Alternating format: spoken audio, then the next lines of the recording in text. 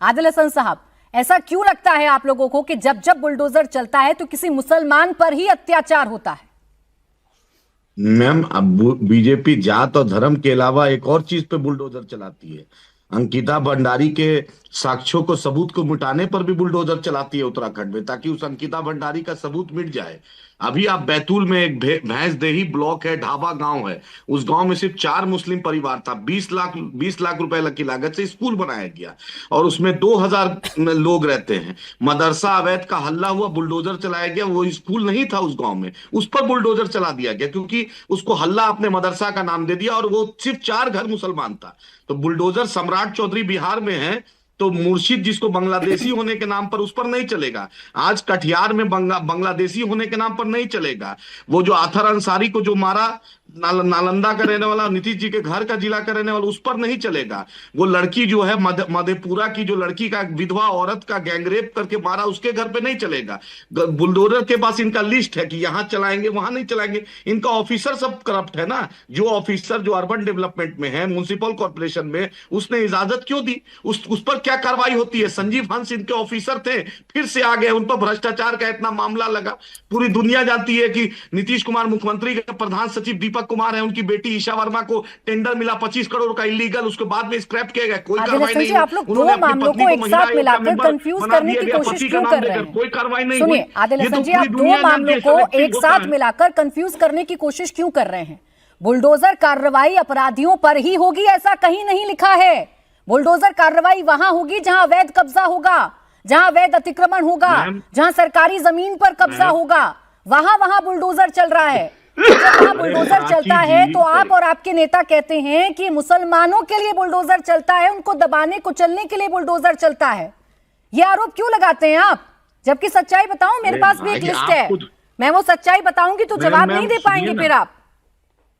Ma'am, सब जवाब देने के लिए बैठे हैं। आपने देखा कि उत्तर प्रदेश में अकबरपुर पे चला, दूसरे जगह नहीं चला। आपने देखा अब अब्दुल नईम जो है, मैं नाम ले रहा हूं, उसके घर पे बैतूल में, वो गांव में जो चला, सिर्फ इसलिए चला कि उसका नाम, जबकि सब परमिशन था। अच्छा, एक लिस्ट मैं आपको बता देती हूँ, बीजेपी नेताओं के नाम लेती हूँ आपके सामने, और वो बीजेपी नेता जिनके अवैध कंस्ट्रक्शन पर बुलडोजर चला है, मैं आपके सामने डेट वाइज, साल वाइज बता देती हूँ। साल 2023 जनवरी महीने में ललितपुर के मड़ावारा में बीजेपी अल्पसंख्यक मोर्चा के जिलाध्यक्ष और पूर्व मंडल अध्यक्ष विक्रम जैन बजाज के मकान के अवैध निर्माण पर बुलडोजर चला। जून 2022 बीजेपी के पूर्व बीजेपी विधायक केसर सिंह गंगवार की अवैध कॉलोनी पर बुलडोजर चला। जुलाई 2022 बरेली में बीजेपी के पूर्व नेता योगेश पटेल के अवैध बारात घर पर भी बुलडोजर चला। तो जब आप बुलडोजर पर बात करते हैं तो ये बातें काहे छिपा लेते हैं जनता से? मैडम सुनिए, ये पूरी दुनिया जानती है कि जात और धर्म देख के बुलडोजर चलता है। बीजेपी बताए कि एक जम्मू कश्मीर में मेडिकल कॉलेज था, उसमें 42 बच्चे मुसलमान एडमिशन आप यहाँ जात और धर्म लेकर आ गए, अब आप जम्मू कश्मीर भाग गए आदिल हसन जी। अरे आप जो आरोप लगाते हैं उसे साबित तो करिए ना, उसे साबित तो करिए ना। ये आदत ठीक नहीं आदिल हसन जी, आरोप लगाएंगे और फिर भाग लेंगे। नहीं, मैं नहीं आऊंगा, फिर नहीं आइएगा, नहीं आइएगा, गलत बात कहेंगे और फिर आकर आप मुझे धमकी देंगे कि मैं नहीं आऊंगा। नहीं आइएगा, नहीं आइएगा। हाँ बिल्कुल ठीक है सर, आप जा सकते हैं, बहुत बहुत आसानी से आप मेरा डिबेट छोड़ सकते हैं। मुझे कोई जरूरत नहीं है आप जैसे झूठे लोगों की मेरे डिबेट में, बिल्कुल जाइए आप। ये सवाल मैं आपके पास लेकर आ रही हूं मौलाना अंसार रजा साहब, वो तो जवाब दे नहीं पाए। लेकिन जब हम आरोप लगाते हैं, क्या हम उसके पीछे का बैकग्राउंड चेक नहीं करते? क्या अवैध कब्जे पर बुलडोजर चलाना सरकार का अधिकार नहीं है? क्या सरकारी जमीनों को खाली नहीं करवाया जाना चाहिए? प्राची जी, सबसे पहली बात तो ये बात कब तय होती है कि ये अनलीगल है? नंबर 1, किसका अनलीगल है?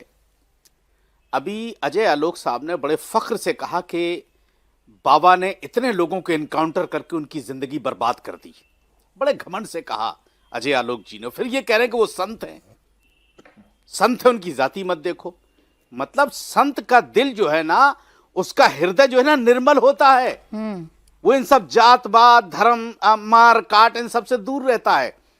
और जब उनकी भाषा जब आप देखेंगे, आप योगी आदित्यनाथ साहब की भाषा देखेंगे, तो ऐसा लगेगा कि मैं वो लफ्ज भी इस्तेमाल नहीं कर सकता। कैसी धमकी, तो मतलब क्या बोलते हैं उन लोगों को, क्रिमिनल भी नहीं दे सकते इतनी बड़ी धमकी, जितनी धमकी, जिस धमकी भरे लहजे में वो बात करते हैं।